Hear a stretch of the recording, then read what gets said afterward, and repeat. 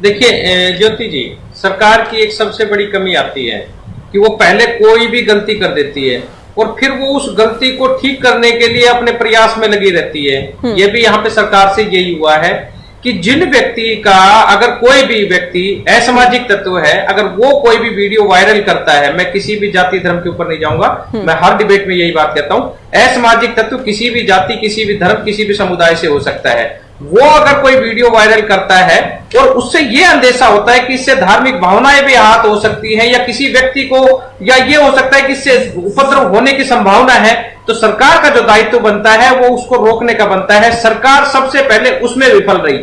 उसके बाद अगर वहां पर इस प्रकार की, जब ये जो ब्रजमंडल यात्रा की बात करते हैं, हम भी चाहते हैं कि यात्रा निकले वहां पर, लेकिन एक चीज जरूर देखने को मिलती है कि आह्वान करके वहां पर किसी भी लोगों को इकट्ठा किया जाए, हुजूम इकट्ठा किया जाए, तो वो कहीं ना कहीं एक जो भारतीय जनता पार्टी की जो पृष्ठभूमि जो आती है, जिसके बारे में ये कहते हैं कि वो अपने एजेंडे को सार्थक करना चाहते हैं, वो कहीं ना कहीं उनकी छुपी हुई मंशा नजर आती है। अब मैं आपको, ये हमारे दोनों स्कॉलर भी बैठे, हमारे स्कॉलर भी बैठे हैं, वीएचपी के भी साथी बैठे हैं, मैं एक चीज इनसे भी पूछना चाहूंगा कि जरूरी नहीं है कि ब्रजमंडल की यात्रा नूह में हो, वो कहीं पर भी हो सकती है, कोई जरूरी थोड़ी है। अगर वहां पर हम भीड़ इकट्ठा करके ना जाएं, या अगर हम जाएं तो पूरे तरीके से जाएं या सरकार प्रशासन की अनुमति से जाएं, तो इस प्रकार की संभावना ही नहीं बनती थी। लेकिन सरकार प्रशासन की आधी अधूरी जो उनकी तैयारी थी वो, और जो लोगों की, जो यहां पर जो लोग जाने चाह रहे थे, उनकी मंशा कहीं ना कहीं हिंसा को भड़काने की थी, क्योंकि उसके पीछे जो एजेंडा काम कर रहा था वो भारतीय जनता पार्टी का एजेंडा काम करता था। सबको पता है कि भारतीय जनता पार्टी का एजेंडा फिक्स है। उनका काम क्या है? हिंदू मुस्लिम करना, जाति धर्म में बांटना, 35 बनाम 1 करना, ये इनका फिक्स एजेंडा है, ये किसी से छुपा हुआ नहीं है। जी, आप लोग तो पुराने सहयोगी रहे हैं इसी एजेंडे वाली पार्टी के, आप लोग पुरानी सहयोगी रहे। देखिए एक मिनट, मैं आपको एक चीज, आप लोग तो कहते हैं कि विधानसभा का रास्ता ही हमने दिखाया इनको। सहयोगी होना एक अलग चीज है। अच्छा। जब हम सहयोगी थे तो इस प्रकार की घटना को अंजाम दिया क्या कभी? आप ये भी बता दीजिए।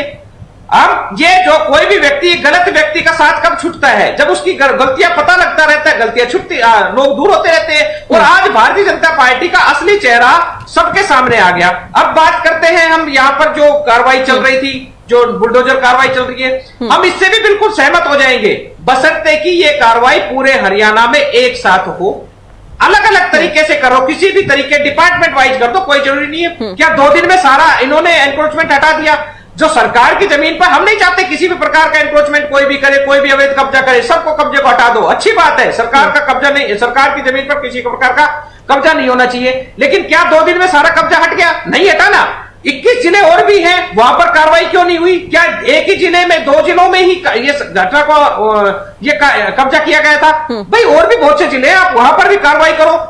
एक बात और आती है, हमारे साथी अभी कह रहे थे कि हिंदू घर छोड़कर जा रहे हैं, तो आपकी सरकार क्या कर रही है? आप उनको सुरक्षा मुहैया कराने के लिए, आपके जो हमने मुख्यमंत्री साहब को जो चुना था हरियाणा की जनता ने, उन्होंने तो हाथ ऊपर खड़े करके कह दिया, भाई मैं तो आपकी सुरक्षा नहीं कर सकता, तुम जानो तुम्हारा काम जाने, मैं तो नहीं, ऐसा नहीं कहा, ऐसा नहीं कहा, झोला उठा के निकलने की बात करता है, कोई चद्दर तान के सोने की बात करता है। नहीं, सीएम को गलत कोट कर रहे हैं। उन्होंने अनुपात पुलिस का और हरियाणा की जनसंख्या का अनुपात वो बता रहे थे। उसके बाद उन्होंने इस बात को लेकर क्लियर भी किया कि उनके बयान को गलत तरीके से लिया गया। वो ये नहीं कहा गया, उनकी ओर से नहीं कहा गया कि तुम नहीं किया जा चुका है, फिर भी इनको नहीं सुनना। सीएम स्पष्ट कह चुके हैं, वो अपने कहने का भाव बता चुके हैं। बात ले लेना क्लियर, मैं बात पूरी कर देता हूं।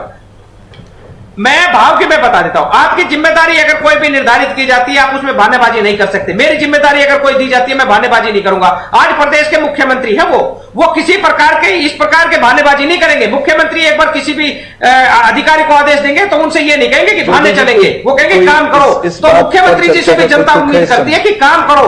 अगर आज वो असुरक्षित महसूस कर रहे हैं, कई डरे हुए सहमे बैठे हैं, ठीक है, आपकी बात आ गई है रहीमवाल जी, चूंकि मुस्लिम स्कॉलर हमारे साथ